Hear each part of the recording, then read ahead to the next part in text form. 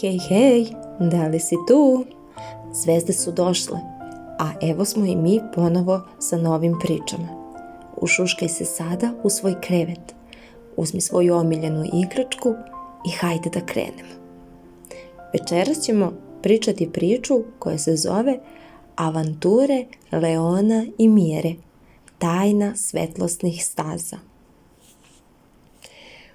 U jednom malom selu, puno divnog i šarenog cveća, na obali zagonetne reke, živjeli su dečak po imenu Leon i devojčica po imenu Mira.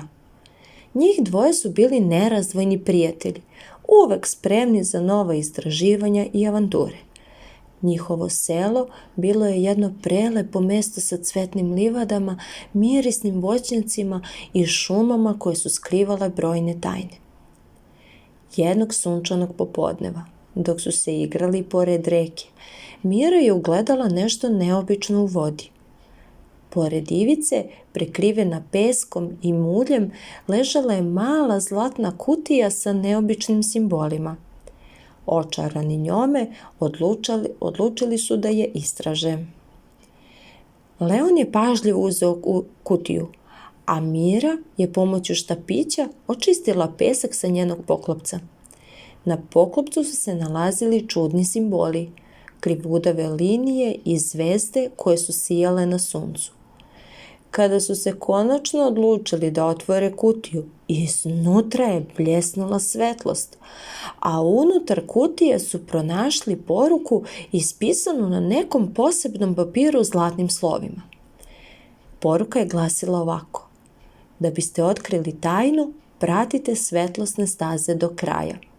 Kao po komandi na obali reke su se pojavile svetlosne staze koje su krivudale kroz šumu i prelazile preko brda. Leon i Mira su se pogledali s uzbuđenjem i odlučili da krenu za svetlom. Držeći se za ruke, započeli su svoju avanturu.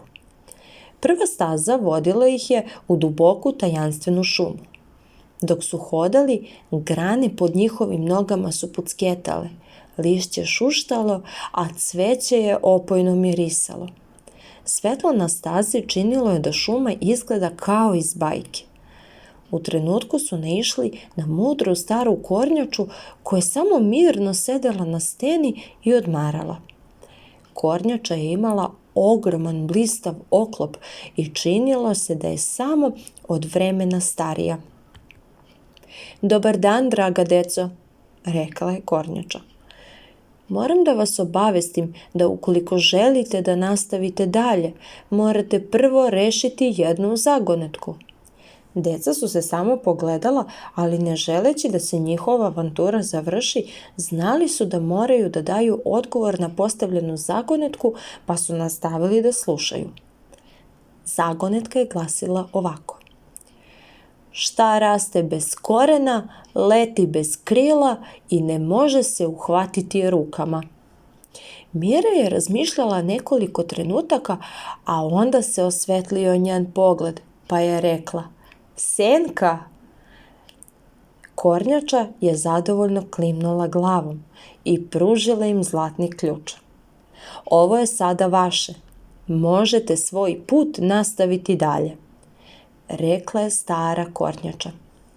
Sa ključem u rukama, Leon i Mira su nastavili svoj put. Prešli su prvu prepreku i bili su već pomalo ponosni, a i motivisani da krenu dalje. Staza ih je vodila do velike zagonetne jame u zemlji.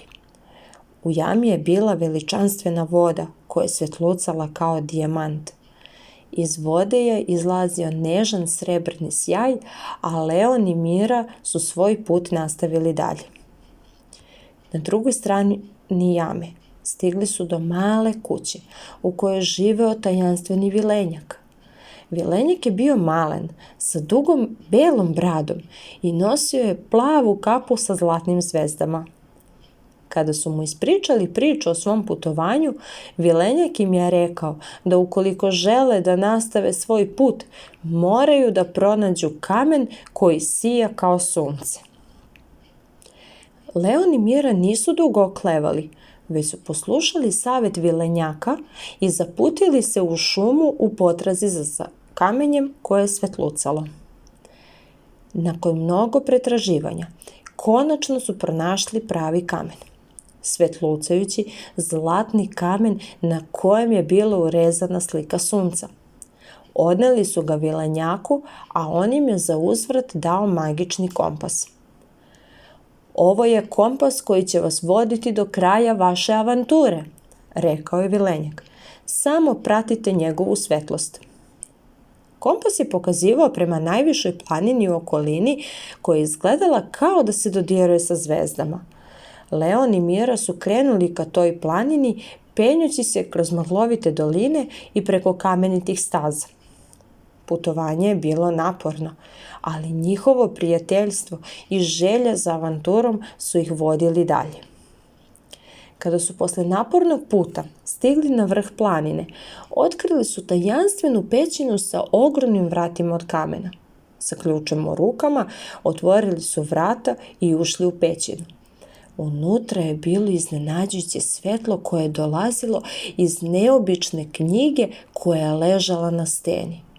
Knjiga je bila prekrivena zlatnim slojem i bila je ukrašena sa mnogo različitih simbola i slika.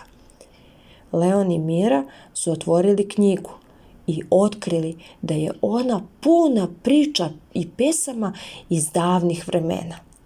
Svaka stranica je prikazivala različite avanture, čarobne svetove i hrabre junake. Shvatili su da to nije samo knjiga sa čarobnim pričama i pesama, već da je ta knjiga u stvari bila čarobna mapa koja je otkrivala mnogo više od tajni samo jednog dana. Dok su čitali knjigu, počeli su da osjećaju da su sami postali deo tih priča. Svaka priča ih je vodila u novi svet, a oni su se osjećali kao da su se preselili u neku najdivniju bajku. Svaka avantura u knjizi bila je prilika za istraživanje novih čarobnih mesta i susret sa novim prijateljima. Posle celodnevnog istraživanja došlo je vreme da se vrate svojim kućama. Kada su se vratili u svoje selo, zvezde su već sijale na noćnom nebu. Umorni od tako dugog puta, legli su na livadi koja se nalazila ispred njihovog sela. Gledajući u zvezdano nebo, pričali su o svim neverovatnim stvarima koje su videli. Osjetili su se veoma bogato, ne samo zbog svojih otkrića, već zbog zajedničkih trenutaka i prijateljstva koje su još više ojačali tokom ove avanture. Onda su i dalje, tako puni utisaka, krenuli svako svojoj kući. Kada su stigli kući, jedino što su dalje mogli da rade jeste samo da legnu u svoj krevet. Tako je i bilo. Sa osmehom na licima i srcima punih novih priča zaspali su, sanjajući o novim avanturama koje će zajedno doživjeti. Svako u svojoj kući i svako u svom toplom krevetu. Knjiga sa čarobnim pričama postala je njihov vodič i inspiracija za buduće pustolovine.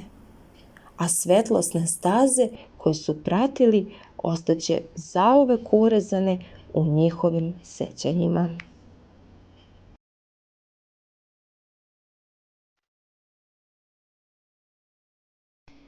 Leon i Mira uveliko spavaju. Od ovih avantura se i meni već oči sklapaju, a vidim da su i vaše okice tu da utonu u dubok san. Hajde, zagrlimo svako svoje ćebence ili igračku i hajde zajedno da spavamo.